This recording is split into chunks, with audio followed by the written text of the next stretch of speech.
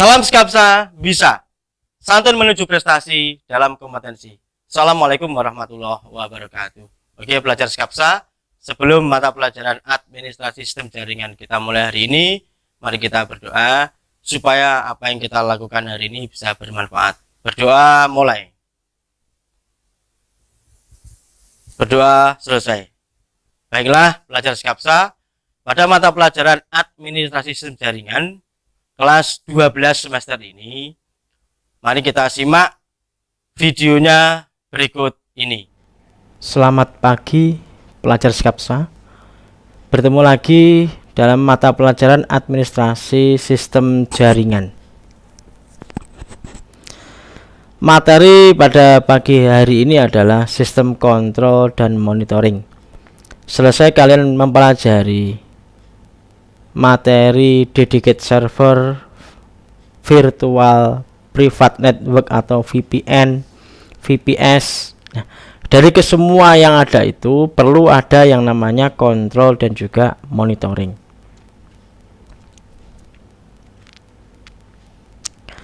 Tujuan pembelajaran, kompetensi dasarnya mengevaluasi dan mengkonfigurasi sistem kontrol dan monitoring. Tujuan pembelajarannya, siswa-siswi dapat menjelaskan konsep sistem kontrol dan monitoring. Siswa-siswi dapat menentukan cara konfigurasi sistem kontrol dan monitoring. Siswa-siswi dapat melakukan konfigurasi sistem kontrol dan monitoring. Yang terakhir, tujuan pembelajarannya adalah dapat menguji hasil konfigurasi sistem kontrol dan monitoring. Ini tujuan kompetensi dasar mengevaluasi dan mengkonfigurasi sistem kontrol dan monitoring. Apa itu monitoring jaringan? Proses mengumpulkan, melakukan analisa terhadap data-data pada lalu lintas jaringan. Tujuannya memaksimalkan seluruh sumber daya yang dimiliki jaringan komputer, di mana salah satu fungsi dari manajemen yang berguna untuk menganalisa apakah jaringan itu masih cukup layak untuk digunakan atau perlu ditambah kapasitasnya. Hasil monitoring juga dapat membantu jika seorang administrator, admin jaringan, ingin mendesain ulang jaringan yang telah ada. Ini tujuan daripada adanya sistem kontrol dan monitoring. Banyak hal dalam jaringan yang bisa dimonitoring. Salah satu diantaranya load traffic jaringan. Monitoring dapat dilakukan dengan SNMP. Selain load traffic jaringan, kondisi jaringan pun juga dapat dimonitoring. Jadi tidak hanya traffic saja, tapi kondisi jaringan yang saat ini digunakan, mulai dari uploadnya dan juga downloadnya, up ataupun downnya dari sebuah perangkat jaringan itu bisa dimonitoring. Jadi kita bisa mengetahui alat ini mampu upnya berapa, downnya berapa, atau alat ini sudah tidak mampu dan tidak layak untuk digunakan, akhirnya kondisi jaringannya down terus. Nah, ini tujuan adanya kontrol dan monitoring. Nah, kontrol dan monitoring jaringan dibagi menjadi dua. Yang pertama connection monitoring, yang kedua traffic monitoring. Connection monitoring, teknik monitoring jaringan yang dapat dilakukan tesnya atau mengetes sebuah jaringan itu dengan perintah ping.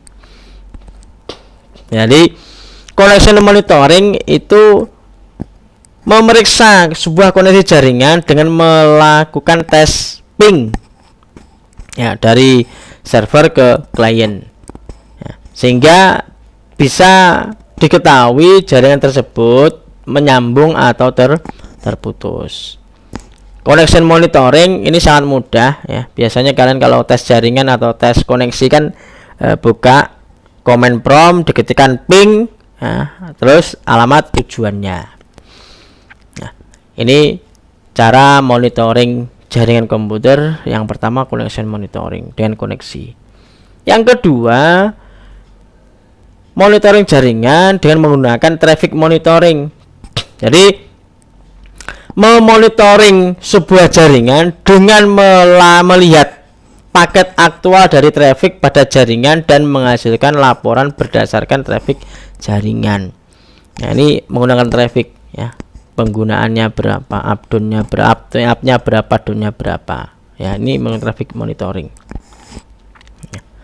Tujuan monitoring jaringan itu tadi mengumpulkan informasi. Sekali lagi, tujuan daripada monitoring jaringan yaitu mengumpulkan informasi yang nantinya dapat kita lakukan. Yang pertama penggantian alat, atau kita akan mendesain jaringan yang ada.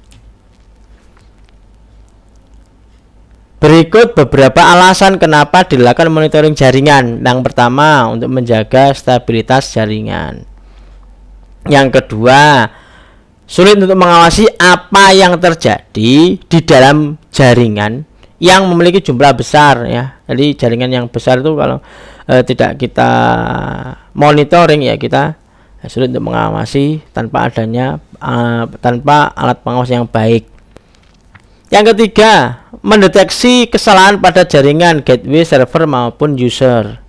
Ya, mendeteksi. Jadi ketika ada trouble atau kita butuh maintenance ya, jadi lebih cepat mengetahuinya kalau kita ada namanya kontrol dan monitoring jaringan.